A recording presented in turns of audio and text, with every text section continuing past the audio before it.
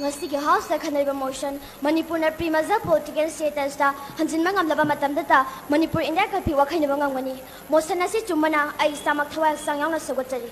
Mr. Speaker sir Manipur masagi top topa sahi sing ani henbagi puari leizaba masagi saktam masagi maningta mangak saduna Southeast Asia da hainhumna panjanamba idamdamni masigi matik chaba parman haibabu 1762 da British amasung Manipur ani gi makta inakhiba Mutual Trade and Defense Treaty 1826 da British amasung awang Burma ani gi makta yanakhiba Yandabo Treaty 1833 to 34 gi Manipur Burma Treaty loinana Anglo Manipur War 1891 na mai laraba khudamni Laibak Chibadi 1891 Anglo Manipur War gi matung dagidi Manipur na British ke makuta mai chiba nang khrama matung 1947 ke 14 August ki nongai chabukta British loram sasang gi makutagi ningtamba amuk nauna na phangduna Manipur State Constitution Act ningduna sahi simaki October tang 18 da democratic election pangthoktuna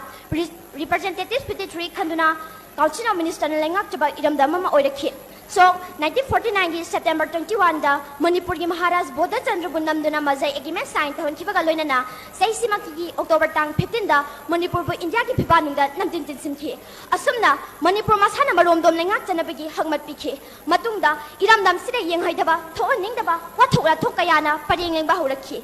Malengni leibak kayana saukhatpagi pandom lomlaba phawbada iramda Manipur di saukhatpagi lambida khongtap ama phawba thangduna chatpa ngamjadri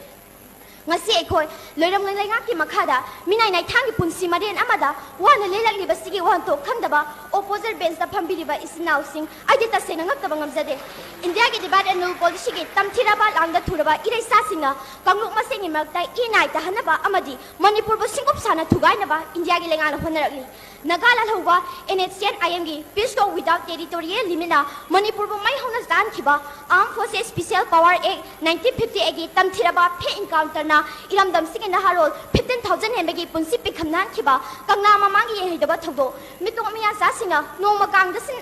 iramdam siras tang silaktuna mitomiya sasinga iramdam sigi elhongmi singa pirakiba tamthiraba second pumnama Manipur Mazar Agreement 1949 na iramdam sira piba khudolni maike kyadagi iramdam sigi elhongmi simu maru phangna muthanaba hona padanatana Indiana Manipur gi samna maphai amagi sakhotpagi thabak thoram amata ngasi phawba lakhotpa udri Iramdam yolaga makhoi gi kana balauba oizaba thibada ngauraba lamdam sigi mithibong mitaman kharaga India ga manaraga inkhalaki manaharol kayagi punsibo nisagi pakta irang hanaba honaba ipa ipo haktaktagi sagona duna laklaba lai haraba phawada miya lainga onthoknaba honariba pumnamasi yengraga Pre-Mazar political status ta restore tongnabagi khongdang paikhalakibasi Manipur gi top puar gi khudolni ningsing bayai Indian Independence Act 1947 ki matung ina Manipur asi India da pungera Pakistan da pungera natraga maromdom maningtam na hingjaba ahum sige marakta apamba ama khanabagi hakpiri Ek asigi matung ina Manipur asi 1947 ki 14 August ki nongai chabukta Manipur gi matamdugi British political agent steward na iningthau buda sandada ningtama singaramkhi aduga Manipur di masana maromdom lenga chanabagi khongthang paikhatsakhi Interim Council na draft over Manipur gi Constitution asi 1948 ki January 30 ki Constitution asi ki matung ina 1948 ki June 11 ki July 27 phawada miyangi election pangthokduna sahi sima ki October tang 18 da district yangkham na speaker amadi MK Priyobatana si minister oiba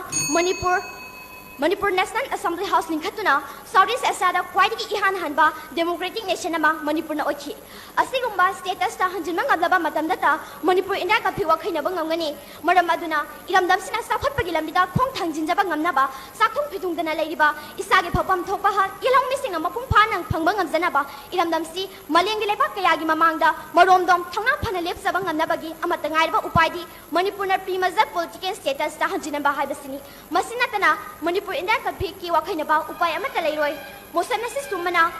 yenaba yaudana house gi pass sobinaba Mr. Speaker sir gi puning sinsindari thanks